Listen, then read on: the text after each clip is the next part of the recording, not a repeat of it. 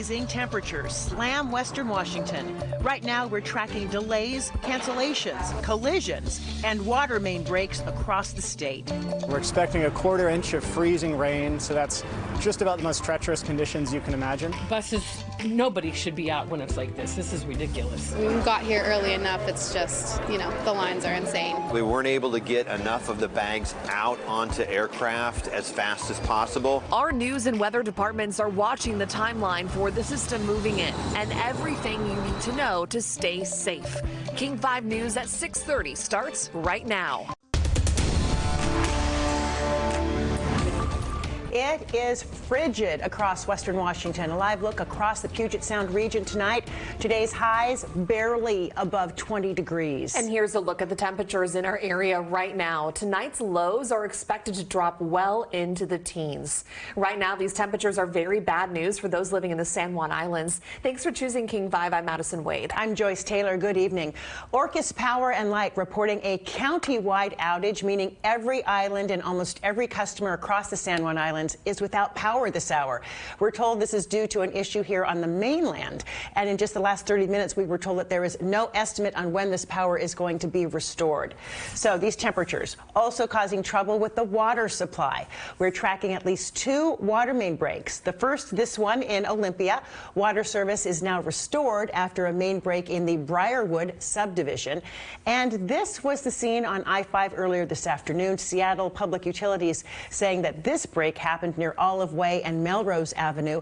The water was restored about 1 this afternoon. Other parts of the interstate had to get icicles removed. Washington State Patrol shared this video of those icicles getting chipped off under the convention center. And tomorrow is a first alert day.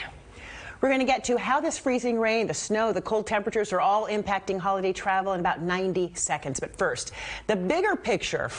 Let's bring in our meteorologist, Mike Everett, with that. Mike. Hi, Joyce. So first of all, we're going to start off with these cold temperatures and the current wind chill. For folks out towards the San Juans, when you take the temperature and then you add that northwest or northeasterly wind that we've had on top of that, it feels like 17 degrees out there right now. It is very cold, and that is a very dangerous situation out there. Now, this is all about to change. We've got a system moving in that will warm things up this weekend. But first, there will be an epic battle taking place tonight into Friday afternoon. We're talking snow, sleet, and freezing rain. So the impacts here will be dangerous travel conditions, especially on Friday morning.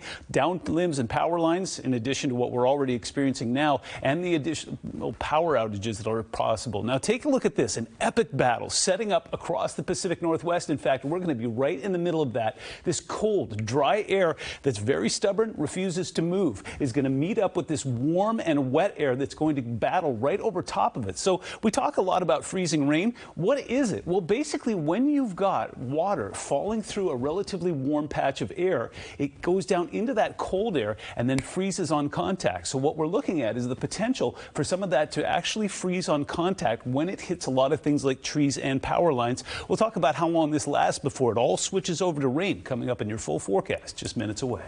All right, Mike, we'll check back in shortly. To holiday travel now. Today is the busiest travel day for the Christmas holiday. A live look at SeaTac Airport, the waterfront where the Bainbridge and Bremerton ferries come into dock, and the roads in Linwood. Beginning at the airport, nearly 400 flights leaving SeaTac have been impacted by the weather today. The airport is reporting about 50 cancellations so far. Another 350 flights are delayed. Now, these cancellations and these delays weren't the only issue at the airport today. So the north end of the airport got overloaded with a high number of checked bags. King 5's Connor Board has the latest on that from SeaTac. Today is the busiest day expected at SeaTac Airport this week, and not only have there been a high number of people, there's also been a high number of bags throughout the morning and throughout midday today. There was actually such a high number of people checking bags that it overloaded the system. Too many checked bags for SeaTac Airport to handle. Let's just label these heavy. Led to numerous issues for passengers. I mean, it's just absolute craziness. There's insanity. Passenger Alicia Meaner was shocked to see how long the ticketing lines were as the counters were overloaded with bags. And it's like, even if you can maybe catch your flight, by the grace of time, your bag probably won't make it at this point. That is exactly what happened to passenger Annalie Weatherhead, who is headed to Cabo. We saw that there were, I don't know, 50, 60, maybe 100 luggage in front of all the ticket agents. She said the agent told her she should not expect her bags in Cabo today. But she reassured us that they would take care of us and that they would FedEx our luggage wherever it was to wherever we were going to be. Right now, we're seeing a lot of lines in the ticketing area. Perry Cooper with SeaTac Airport said the issue spurred from the high volume of checked bags. He said they could not get bags loaded onto planes quick enough, which caused bags to pile up on the carousel between ticketing and the plane. We actually stop the input from those ticket counters, and then we call portage. We will portage those bags to another input location so that they can get into a space that's not as jammed up. He said if you can avoid checking, you can get through much faster when these issues happen, but that they are trying to prevent this from happening tomorrow. If you can do carry-ons, you're better off now, right, at this point. But for those who were stuck in long ticketing lines today, they were just hoping for the best. Worried about, maybe our bags not making it. Luckily, we have TSA pre-check, so that's probably our saving grace. The bag volume is now back to average levels, and as you heard, the airport is trying to make a plan to prevent this from happening again tomorrow. And the airport spokesperson also said it's a good idea in these situations to have your bag labeled on the outside so the airline can effectively contact you just in case. Reporting at SeaTac Airport, Connor Board, King 5 News. Now to breaking news happening in Linwood. South Snohomish County Fire just told us that there is a gas leak in the area. You can see a lot of flashing lights off of 196th Street Southwest and 24th Avenue West. We are waiting for a call back to learn more details about what is going on. Again, a gas leak happening in Linwood. We'll continue to keep you updated on air and online at king5.com. Well, travel on the passes is proving dangerous tonight. No restrictions for drivers on Snoqualmie Pass. Westbound lanes were closed for several hours today because of crashes there. Once again, those are open. On Stevens Pass, traction tires are required. Chains are required for larger vehicles. Let's take a live look now at the traffic across the passes tonight. Those red and yellow indicators that you see here on these maps showing you the slowed or the stopped traffic right now. In the lowlands, the Washington State Patrol says it has responded to more than 160 calls in just the past 24 hours. And that's just in King County. That includes crashes, spinouts, disabled vehicles as well. King County Metro activating its emergency snow network, and that means reduced bus service tomorrow. King 5's Natalie Swaby reports from Seattle. I'm here at the intersection of Finney Avenue and 68th Street, and it is streets like this that the county is concerned about. You can see neighbors even put out a sign warning drivers about all of the ice, and King County Metro says they expect conditions like this to be even worse and more widespread tomorrow. The frigid temperatures have brought a familiar sight to this neighborhood. This is very normal, unfortunately. Kristen Anderson says near her house, the road is more like an ice skating rink, putting some drivers in a difficult spot. He just couldn't get enough juice going, and then there was a garbage truck that got stuck behind him. With side streets like this, King County Metro was going into emergency mode, according to Sean Hawks. Tonight's going to get really bad, and we're expecting a 1/4 inch of freezing rain, so that's just about the most treacherous conditions you can imagine. With that weather on the way, the county is activating the emergency snow network. It means a reduction in service from about 160 routes to only 65 core bus routes operated. We do this when the road conditions absolutely demand it. When we have snow and we have ice, we actually move all of our buses to snow routes. So they're going to avoid the biggest hills, and there's a lot of hills around King County. The county has put a warning about the route disruptions on its website, and out here, neighbors are warning each other. It's like pinball. Cars come down and they just hit the other cars and just wait till they get to the bottom. Buses, nobody should be out when it's like this. This is ridiculous. She says she's already bracing for tomorrow. This intersection will look way worse. I'm just going to stay here and wait till the warmer temps come and the ice washes away. Metro is encouraging people to avoid traveling if possible. The county's emergency snow network is expected to be a one-day event. It will take effect tomorrow starting at 4 a.m. In Seattle, Natalie Swaby, King 5 News. Let's go down to the waterfront now. Washington state ferries are mostly running on time right now, but the cold temperatures are affecting a few of our terminals. Right now, overhead loading is closed at the Anacortes ferry terminals because of slippery conditions, and frozen pipes means that there's no running water in the restrooms at the Fauntleroy terminals. Tacoma, there is one neighborhood there in need of extra assistance tonight. Yeah, the city is taking some extra steps to keep those living by the water safe this holiday weekend. King 5's Lionel Donovan joins us live from Foss Harbor Marina tonight. Good evening, Joyce and Madison. Well, today I got a chance to hear about Tacoma's liveaboard community that's set up right here at Foss Harbor Marina. I had the chance to speak with one of the managers about some of the unique challenges when it comes to keeping people warm. The National Weather Service has issued a winter storm warning, and Caleb Marion says he's ready. Marion is part of Tacoma's liveaboard community, a group of around 110 people who live on their boats at the Foss Harbor Marina. It's nice to live aboard. Marion says this is his 6th winter living on a boat, and although it's not the coldest, it seems like one of the longest. You tend to get ice chunks in the salt water when it gets really cold.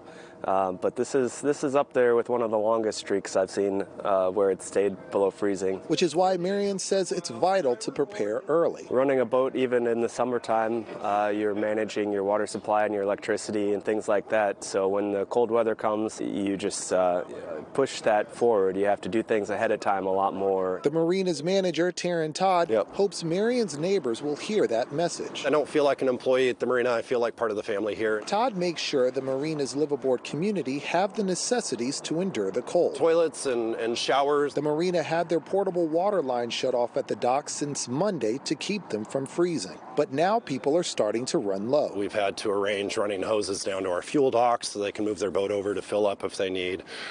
We have a few tenants that have actually gotten large water bladders or water containers, and they're just walking back and forth to get their water tanks filled up. Getting electricity is also an issue on the water, since many of the boats aren't built for cold weather and need to be heated. Todd says the marina is finding ways to manage the energy output and provides facilities on the docks for people to shower if needed. But Todd suggests it might be a better idea to avoid these issues altogether if you can. Go stay a night in the hotel. You can relax, you can stay warm, you don't have to stress over what's going on. Always a smart decision if you can do it. Pierce County Emergency Management says its top priority is making sure that everyone, whether they're living in the water or on land, is safe and warm. The agency is encouraging people to make sure that they have emergency supplies ready, and if they can, to stay home to wait out the cold. But for now, we're live in Tacoma. Lionel Donovan, King 5 News. The power completely out on San Juan Islands right now. That power went out nearly 2 hours ago. No word on when it's going to be restored. And coming up, we're going to hear from someone living on the island trying to stay warm right now. A live interview with him in just 2 minutes. We'll be right back. Temperatures in the teens. About 15,000 customers are without power right now in San Juan. That's dangerous for people in the county tonight where the entire area is without power. I mean, imagine that, the entire area. Michael Devarian joins us live tonight by phone. Michael lives on Friday Harbor. The temp there, Michael, is 24 degrees with the wind chill. It is 17. So how are you managing tonight without power, and how prepared are you for the cold? Well, so far we're doing it by staying in the house and burning a little bit of propane in the stove. It's cold, no doubt about it, and we're so far okay. I kind of worry about some of the other people on the island who may have less insulation and so forth. But this is a place that everybody takes care of everybody else, so I think people are checking on each other and trying to make sure everybody's okay. Yeah, neighbors helping neighbors. What are you hearing from the power utility at this point? Well, I think the same thing you are, that that it's the source of the problem is something that happened on the mainland. I heard one report that it was somebody hit a power pole that had a transformer on it and knocked it out. I don't know if that's the whole story, but they have not given us any estimate of when it will be fixed. When we've had this kind of a thing in the past, for that sort of a problem, it's usually 2-3 hours. It's not as bad as if the undersea cable goes or something like that. That can take a lot longer. You mentioned when something like this happens. I don't remember a time when the entire island area, all of the islands, were without power. It's been out for a couple of hours now. So what are you most concerned about, especially with the temperatures so frigid tonight? Well, Well, getting cold. If they don't get it back on in a few hours, then the house is going to start to get seriously cold. We don't have enough. We don't have any wood burning heat in the house, and we've got a little bit of propane burning heat in the house that does not require electricity. But that won't be enough to keep the place very warm. So it'll get cold tonight. Do you have a backup plan? We'll each get a dog and snuggle it and sit next to the stove. Lots of blankets and dogs. Yeah, lots of blankets. You're right. And in terms of your neighbors, people helping each other, but were most people prepared for something like this? I mean, the power sometimes goes out occasionally, but when we have that coupled with a storm coming in, it's not a good situation. Yeah, I think most people who live here have at least some level of preparation because this has happened before, and we know it can. So when you live out here in the islands, you need to be a certain amount of self-sufficient. We tried earlier this year to get a generator installed, and we're not able to get that done because sometimes it's hard to get work done here. Just trying to schedule the people to do it. Michael, we're going to obviously stay on top of this and keep tracking the power situation and keeping our fingers crossed, as I know all you are there, that the power is going to be restored as soon as possible. We'll be thinking about you. Try to stay warm tonight and stay safe. And thank you for jumping on the phone with us. We know that's also something you want to keep in mind, too, when the power goes out, to make sure you have backup batteries and everything charged. So thank you, Michael, for joining us live on King 5. We appreciate that. Let's get to our first alert forecast with our chief meteorologist. I mean, we're talking wind chills that are super cold, along with the cold temperatures. Yeah, and there's relief on the way for Michael and everybody out towards the San Juans tonight. We're going to get those temperatures up this weekend, in fact, starting tomorrow. But there is that battle taking place in the meantime. Let's start with temperatures right now. These are current temperatures. Earlier, I was showing you wind chills, but even without the wind chill, it is very cold, literally everywhere across western Washington right now. Some low to mid 20s all the way up and down the I-5 corridor, some single digits and even some negatives out towards Winthrop. So we were talking about this epic battle. Here it is. It's right on the coast right now. You're already seeing some weird colors there. You got some peach, some lavender. That's not normally something that we have in our forecast, but it's that green behind it that's going to be the savior as far as those temperatures go. So here's what we're looking at. Cold overnight with freezing rain and snow Friday morning. By about midday, in fact, right around noon, we're going to see that frontal boundary move through and win the day. Everything is going to warm, and by that I mean it'll get above the freezing mark and stay there literally throughout the entire weekend, and everything will convert over to rain both north and south. I'll show you that in a moment. It's going to be rainy but not snowy for Christmas Eve and Christmas Day, and there's going to be a perfect window for Santa as well. I'll show you that in a moment. The big question is, where will this freezing rain accumulate? It's everything that you see in this red here, and again, some of the latest models are actually going higher than about a quarter of an inch. In fact, Seattle looks like it could pick up about a third of an inch, along with Bremerton, Shelton, almost a half an inch of that freezing rain there as well. Now, if you're up towards the north, you're mostly going to get snow before it converts over to rain, so that's the good-ish news. In fact, as far as lowland snow accumulation goes, from Everett northward, we're looking at anything from about a half an inch all the way up to close to 6 inches near Bellingham. Friday Harbor, Oak Harbor, it looks like it'll pick up about 3 inches of snow as well before that converts over to rain. But here is the net result. We'll get those temperatures at least not warm, but above freezing, and that's really, really important here. It looks like we'll get up to about 34 in Bellingham. We'll even see some 40s out towards the coast because of that influence of the rain. Off towards the east, they're not going to see much of a difference, but at least we'll get it up above the negatives. So wind chill advisory in place until 10 p.m. tonight, including those San Juans. Winter storm warning now in effect until 7 a.m. Friday for everything that you see down towards the south, and then closer to home here, this will be until 7 p.m. on Friday. All of western Washington, again, up to about 3, possibly more inches of snow, and up to about a half an inch of some of that ice as well. Wind chill advisory also in place because of that feels like temperature. That'll be in place until 10 p.m. on Friday. That freezing spray advisory also still in effect because, well, we're seeing some of that water on the ocean converting over almost immediately. So as we take a look at the weather setup here, one system comes in. This is Friday. We catch a little bit of a break. This is 6 p.m. Things should start to quiet down. The next system rolls in. This is going to be on Saturday. It looks like it's going to bring wild widespread heavy rain our way. And then we catch that little break. This is 5 a.m. on Sunday, so Santa will have no problem coming in from the North Pole there, delivering the presents, and then taking off towards the east there before that next round of rain moves in. This is going to be on Sunday as well, so looks like it's going to be wet, but at least it won't be snowy. We put this into motion here. Again, weird peach color down towards the south. This is 11 p.m. tonight. Make sure you check back with us again on King 5. We'll have an update for you. Meanwhile, up towards the north and in the mountains, it's all snow. And then we get to about 6 a.m. tomorrow. This is Friday morning. And again, we will continue to see a lot of that freezing rain and that rain-snow mix down towards the south and the southwestern interior. Well, it continues to snow up towards the north. By about 10:30, now the frontal boundary moves through and it switches all over to rain. So we will have rain on snow, and then a lot of that freezing rain will warm up and convert over to just good old-fashioned rain, and we'll see plenty of it. This is 5 p.m. You see those yellows along the foothills there. That'll be some heavy, steady rain pushing in. Then around 2 a.m. on Saturday, we catch a little bit of a break. Saturday morning, boom, more heavy rain, but at least it will come in as rain. That'll clear out around 2:30 on Saturday. So if you got some travel plans or you want to get out and do a little last-minute shopping, looks like Saturday afternoon will be a perfect time to do that before more rain moves in on Christmas Day. 7-day forecast shows a very active day on Friday morning, then converting over to rain in the afternoon and evening. And then it looks like we tap into that rain and we stay there, but at least we'll be warmer. Monday and Tuesday, 50s on the way. All right, Mike, thank you. A few notes: if you live in Seattle, you're going to have to wait just a little longer for garbage pickup. Seattle Public Utilities canceled pickup again today because of the unsafe roads. Thursday customers can set out their carts tomorrow for collection, weather permitting. Now, regular Friday customers may see pickup on Saturday. Tuesday and Wednesday customers will be allowed to set out twice as much next week with no extra charge. We have much more ahead. The farthest reaches of Alaska are getting a special visit from Santa this holiday season.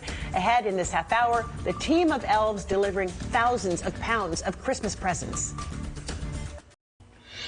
We just got new details about the large response happening in Linwood tonight to a gas leak. South Snohomish Fire just told us a tanker delivering propane started to leak. The leak has since been stopped, and now people are being kept at least 300 feet away. This is all happening at 196 Southwest at 24th Avenue West. No one is hurt.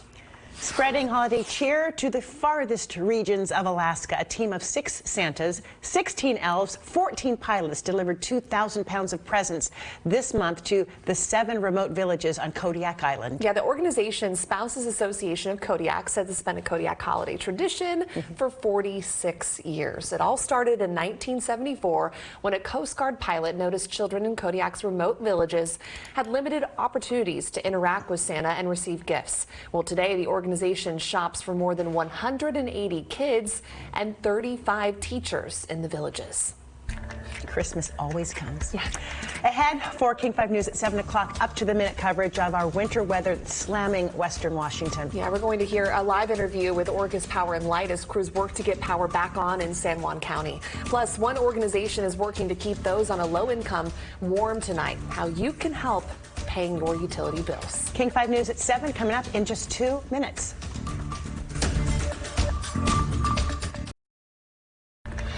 Now at 7, winter weather slams into Western Washington. Below freezing temperatures making for icy roads and sidewalks in the lowlands. Add a layer of snow to that and travel heading east and beyond the passes.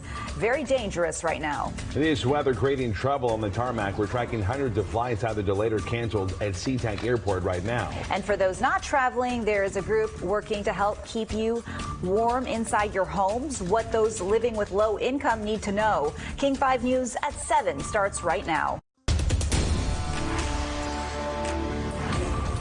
Left in the snow. Freezing rain and snow drifts are grinding holiday travel to a halt across our state. This is a new photo out of Whatcom County showing the size of the drifts there. The sheriff's office is asking drivers to stay home if they can. Because it's not just snow that they'll meet on the roadways. Freezing temperatures and rain will add a layer of ice to already dangerous driving conditions. This is a live look at the temperatures right now. We expect these numbers to drop into the teens tonight. And temperatures in the teens is even more bad news for people who are in San Juan County tonight, where the entire area is without power right now. Yeah, right now we want to bring in Krista Boucher with Orcas Power and Light. Krista, thanks for joining us right now. Can you tell us what is causing this massive power outage? Yeah, thanks for having me tonight. Yeah, we lost power in San Juan County around 5 p.m. And this is, we're fed by Puget Sound Energy, that there's equipment that feeds the whole islands, and there's a fault in some of their equipment. So Puget Sound Energy is currently responding, and they have identified the issue. So the last I heard, they were en route. We're expecting another update from them right around now as to the extent of the damage and how long they expect this to take. So that's actually going to be my next question, is how long it was going to be. We know there are a number of people. How many people are impacted by this outage? Well, we have about 14,000 meters that are out of power right now. So, however many people are in each household. So yeah, quite a few people. And we can't just, out in the islands, we can't just drive to some place that does have power. We're pretty much stuck out here with no power. So yeah, and once we get our power restored from Puget Sound Energy, it's still going to take some time for us to pick the power back up. We can't restore everybody at once because it would overload the system. So we have really good reliability out here, about 99.98%. We've done a lot on our local system to ensure that. But yeah, when we have these big outages, we're particularly vulnerable. Krista, obviously we are very concerned about tonight as these temperatures continue to fall and we have that freezing rain forecasted. So what is Puget Sound Energy telling you at this point? I know you can't give us an exact timetable, but does this turn the weather that we're seeing, turn this into an emergency situation, obviously? And what are they telling you about that? Yeah, we haven't heard exactly, but I was told to expect longer than 4 hours from where we're currently at, and that would be best case scenario. So yeah, we are looking into going into tonight, and we're just hoping people sort of bunker down and hold tight, and we're gonna keep at them to get them up for power tonight. Yeah, it's pretty serious. Wow. Krista, what message would you have for anybody who may be watching via our King 5 app, who may want to hear exactly what's going on out there? Yeah, well, we really want to urge our co-op members to turn off their lights and their heating so that when we do restore power, that helps not have this big surge of power that could, cause issues on our system, they can turn those off, maybe keep one light on so when the power comes up. But until then, yeah, just turn that off and know that we are doing everything we can to get the power as quickly as we can. Our crews and our team are 100% committed, and we understand how serious this is. Krista, before we let you go tonight, we know that you're on your cell phone right now. Just want to ask how you're doing and what you're doing to stay warm. Yeah, well, we have the candles out, you can see, and I actually am having a little dinner party. I have a propane stove, so we're still cooking dinner, and that's how we're staying warm, is making some good food and hanging together to try to stay together. And I'm checking on my neighbors. I went over and turned on a neighbor's water so that could be dripping, and yeah, we're doing good. Okay, Krista, thank you for your time tonight. Stay warm, and I'm glad you're doing fine and you're helping out your neighbors, and we will ask you for some updates throughout the night, but thank you again for your time right now. All right, let's get to our travel conditions right now. It's something else we're watching closely, those roadways, and also the airport. Nearly 400 flights leaving SeaTac have been impacted by weather today, and the airport is reporting about 50 cancellations. Another 330 plus flights are delayed. Traction tires are advised for every driver along Snoqualmie Pass. Over on Stevens Pass, traction tires are required. Chains are required for larger vehicles. A bit better conditions in the lowlands right now. Here's a live look at I-5 as we near the end of rush hour. And here is a look at the bigger picture. The red and yellow indicators on your screen mean stopped or slowed traffic. All right, we want to get to our first alert forecast now with Chief Meteorologist Mike Everett. So in a general sense, this evening, looking pretty good for travel. If you do want to get out and about, tomorrow morning, not so good at all. That's when we really expect the bulk of this freezing rain to move through. We'll talk about that in a moment. I just want to dovetail and circle back to airport delays. You may have heard during nightly news tonight, major storm system making its way across the eastern portion of the country. And we've got some worries of our own. You see those colors starting to form down towards the bottom of your screen. Looks like we're going to see some of that freezing rain continue to move in overnight tonight. So expecting the bulk of that to move through during the overnight hours. Everything then warms and converts to rain on Friday afternoon. That's the good news. In fact, temperatures will warm slightly and stay that way through Christmas Eve and Christmas Day. So it will be rainy, but at least it won't be snowy. Everything you see in the red or fuchsia there, that is where we're expecting that ice to accumulate. And it could be anywhere from about a quarter, even up to about a half an inch in some spots. And then meanwhile, up towards the north, we're expecting some snow to accumulate before that converts to rain. High temperatures today were not high at all. In fact, virtually everybody in western Washington stayed in the 20s and low 30s. But as that system moves in, temperatures will warm and get even warmer as we go into the weekend. Details in your full first alert forecast just minutes away. Because that's something that you never want to experience again, is being cold. You know, especially like it is now. It's horrible.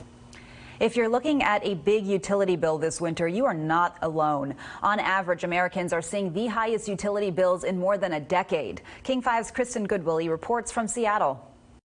On average, the U.S. is seeing some of the highest utility prices in over a decade. I talked with one man in the Central District struggling to pay his utility bills, and he told me it oftentimes comes down to being cold or being hungry. As the temperature dips outside, Especially when it's this cold, your heat's constantly on. the decision to turn on the heat You got to stay warm. can be complicated. It's something that you definitely got to think about. I mean, what's more important, heat, food, or whatever it is that you need? Ryan Carroll knows what it's like to be cold. He was homeless for years. Because that's something that you never want to experience again, is being cold. You know, especially like it is now. It's horrible. Now in a house, he was getting slammed with high utility bills. I needed energy, electric, and I was way behind, and they were able to pay it for me, and they helped me out a lot. Basically, the main thing we hear from them is I'm cold, or like I'm out of oil, or they're giving me a shutoff notice, one of those three. Bird Bar Place offers multiple services, including a low-income home energy assistance program. Program coordinator Michael Nomura says they normally fix utility issues within 24 hours. We definitely want to make sure that everybody has heat and is able to live in their own home. Prices have gone up 18% on average in the United States, according to the National Energy Assistance Directors Association.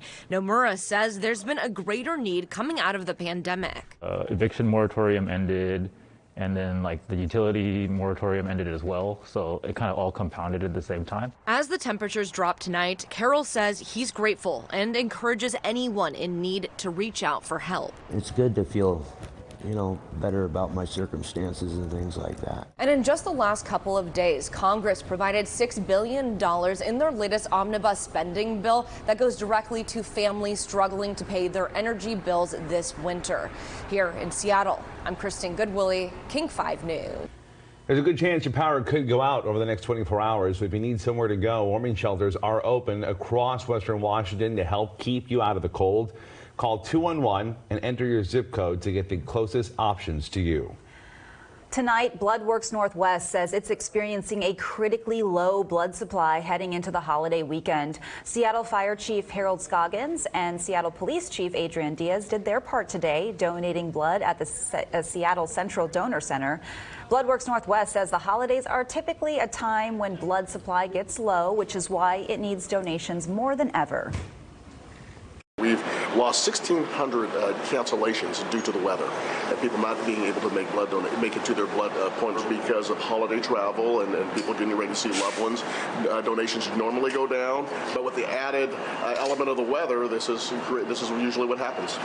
BloodWorks Northwest is accepting donations for all blood types, but says there is an emergency need for type O donors specifically. It has same-day appointments available. Another Washington State Trooper car was hit today. These here are new photos from the crash on I-90 over near North Bend. Now, this crash involved multiple semis and cars. That Washington State Trooper car was actually hit twice, and there were no major injuries. But just yesterday, a Washington State Patrol vehicle was hit in Snohomish County. WSP tweeted a trooper was stopped in the left lane using his emergency lights on the scene of a blocking collision. Well, the driver didn't move over and hit that patrol car. Thankfully, no one was hurt. Police arrested a man they say drove through a fence outside a Soto business with a stolen van. Officers say last night they tried to pull the van over just before the driver rammed into the fence and backed into an SPD vehicle. That is when the driver took off with a flat tire. Officers later found the van with no one inside. They followed snowy footprints to find the suspect sitting on a park bench nearby. New at 7, a warning for those who drive a Hyundai or Kia in Pierce County. The Puget Sound Auto Theft Task Force says 39 vehicles were stolen in the county just yesterday alone.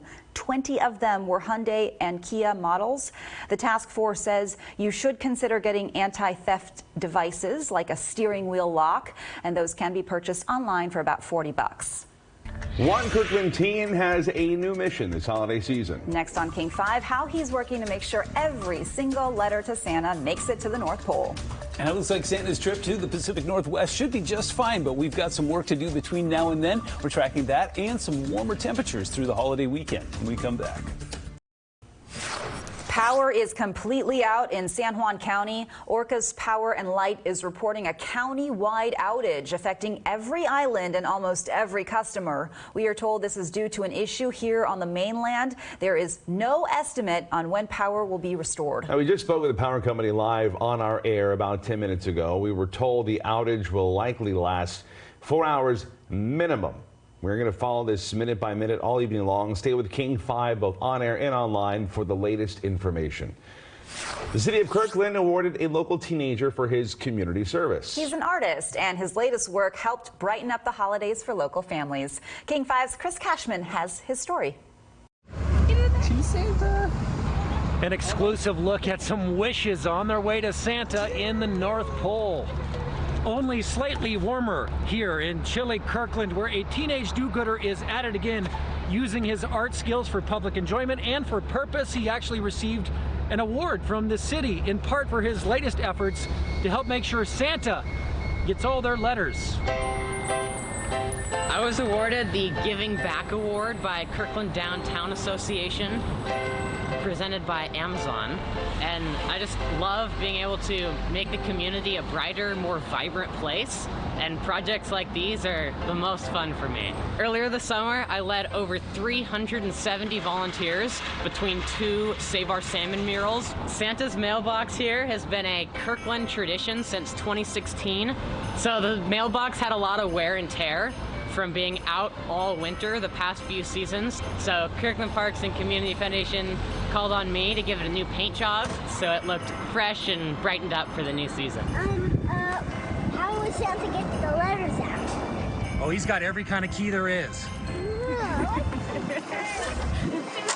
The Kirkland Downtown Association organizes over 170 volunteer elves that respond and write back. It's a great way to just come together and have joy in reading a lot of the wonderful, cute, and inquisitive letters from the kids. We had a little boy yesterday that wanted a girlfriend. Santa reads the letters, of course, and then we are his helpers. We're channeling Santa. A lot of happy kids, and I'm impressed that there are so many thoughtful kids. Feliz Navidad. Thank you so much, Austin. We really appreciate you. We're a small nonprofit, and we can't do stuff without volunteers and people who are passionate. Let's get back to your first alert forecast right now. We've gotten so many photos from all of you of the wintry scenes in your backyards. This is a new photo from Gary and Raven over in Orcas Island. And yet another photo from Joyce Rudolph. Check out the Olympics there in the background. This photo was sent to us from Bainbridge Island. But as beautiful as this weather can be, it can also be, Mike, just as dangerous. Yeah, it's really beautiful through a window at this point. It's still very cold out there. We've got an epic battle. It's going to be warm and wet versus cold and dry. The cold and dry has certainly made its presence known with those very frigid record-setting temperatures. It's all parked right here, but here comes our contender. This is going to be the system that will take those temperatures up and reintroduce rain versus rain and a rain-snow mix. Just got a little bit of work to do between now and then. I kind of blew through this earlier, but a lot of mechanics. People start talking about freezing rain. What is freezing rain? In a really simple sense, you just saw the satellite image there, right? We've got some warm and dense wet air moving in. When it comes in, it takes the high road. It's a little classier than the cold air. So what it's going to do is move over top of that cold air. And for a little bit, there'll be kind of an angle there where you've got this precipitation falling through warm air and then hitting this cold air at the surface. This air is so cold that it takes what is rain and converts it to super cooled rain. So the net result is that it will hit as liquid, but as soon as it makes contact with the surface, boom, the surface is so cold that it converts that rain immediately over to ice. So, you know, we're used to a lot of those images of classic Midwestern ice storms. It's not going to be anything like that, but anywhere between about a quarter and possibly a half an inch of that will form in some spots on power lines, limbs, homes, and roads. And so it's going to be a mess. This is what it looks like on radar. You see those strange colors. We've got some lavender, some peach, and that green behind it is actually that warmer rain. So watch what happens here. Over the next 12 hours, temperatures will actually start to warm. Now, by the time we get into the early morning hours of Friday, it's still sub-freezing, but as this system moves in and makes its influence known, it takes that cold air and gently nudges it out of here. So where will that freezing rain accumulate? Well, for the most part, it will be across the southern portion of our viewing area. Everything you see here in red and off towards the northwestern tip of the Olympic Peninsula. Up towards the north, slightly different story because that moisture is moving in from the south there. It looks like, well, kind of skipped over that, didn't it? There we go. This is what I want to show you is that basically from Everett northward, this is where we'll see snow accumulate in the short term. This is 11 o'clock tomorrow. After 11, it all converts over to rain. So what we see as ice and snow tomorrow will just become liquid by this time tomorrow night. Wind chill advisory still in place for our friends up towards the San Juans and our northern counties. Winter storm warning in effect all the way up and down the coast. That's Oregon. This is Washington. This will be in place until 7 p.m. on Friday, and it includes everybody. Up to about 3+ inches of snow and possibly up to about a quarter or an inch or more of ice. So here's what it looks like. We put this into motion. This system moves through on Friday. We catch a little bit of a break. This is about this time tomorrow night. So it looks like that rain will start to taper. Next one moves in on Christmas Eve, and it looks like it's going to be warm and wet as well. And then another one moves in behind that. Looks like it'll move in during the second half of the day on Christmas as well. In fact, this is about 7 p.m. So the good news is no more of this rain-snow mix. Snow is just going to come in as solid rain. In fact, temperatures will warm into the 40s and 50s next week. So here's how it boils down. We go to about 11:30 tonight. When you join us again, we'll have snow up towards the north. We'll have that rain-snow mix down towards the south. This is about 6:30 in the morning. Again, snowing up towards the north, rain-snow mix down towards the south, and then the rain takes over. So by the time we get to about 10:30, 11 o'clock in the morning, everything in the lowlands switches over to cold rain. By about 5:30 on Friday, now we're seeing bands of heavy rain, especially pushing up into some of the foothills. That clears out on Saturday afternoon. Again, we'll give Santa a perfect window to make his way into the Pacific Northwest and deliver some presents. And then from here on out, just warm and wet. King 5 Sports is sponsored by Xfinity. Supercharge your home with supersonic Wi-Fi. Unbeatable internet. Only from Xfinity. When the Seahawks face the Chiefs' top-ranked offense Saturday, they'll have to do it without two of their top defensive players. Al Woods will remain out with an Achilles injury, and Ryan Neal has been ruled out with a bad knee. Tariq Woolen is one of 4 Seahawks to make the Pro Bowl this season. The rookie cornerback shares the league lead with 6 interceptions. He says it's special to be the first Pro Bowler from his alma mater, the University of Texas, San Antonio. I mean, we had a program for 12 years, and I feel like, you know, that's one of the greatest things to do, just because you like when people go back in like in 100 years, they're gonna see, oh, Tariq Woolen was the first Pro Bowl, you know. So it's pretty cool because all these other schools, they got history from the 1900s, whatever, and sure, it just feels good to do it at my school and be able to put my school on the map. Good news for the Huskies offense. Receiver Jalen McMillan announces on social media he's returning to Washington next season. The sophomore caught 71 passes for 1,040 yards and 8 touchdowns this season. College hoops, Seattle U taking on Utah State in Hawaii. Cameron Tyson hit 3 of his team-high 20 points. Ryan Grigsby with 12. The Aggies run away with it, though. They blocked the shot, steal, and hit a streaking Sean Bairstow for the flush. Seattle U loses 84-56. All right, keep an eye on this ball. It goes off a defender, bounces off the glass, and finally falls for the Minnesota Gophers. Here it is again. Jamison Battle throws a pass. He gets one of the strangest three-pointers you'll see with a little help from Chicago State. All right, back to you guys. Thank you, Paul. Before we go this half hour, one more update to that breaking news we've been following for more than 2 hours now. Orca's Power and Light is reporting a county-wide outage in San Juan County. We are told this is due to an issue on the mainland. No estimate on when power will be restored. We are told, though, the outage will likely last 4 hours minimum. Stay with King 5 on air and online for the latest information.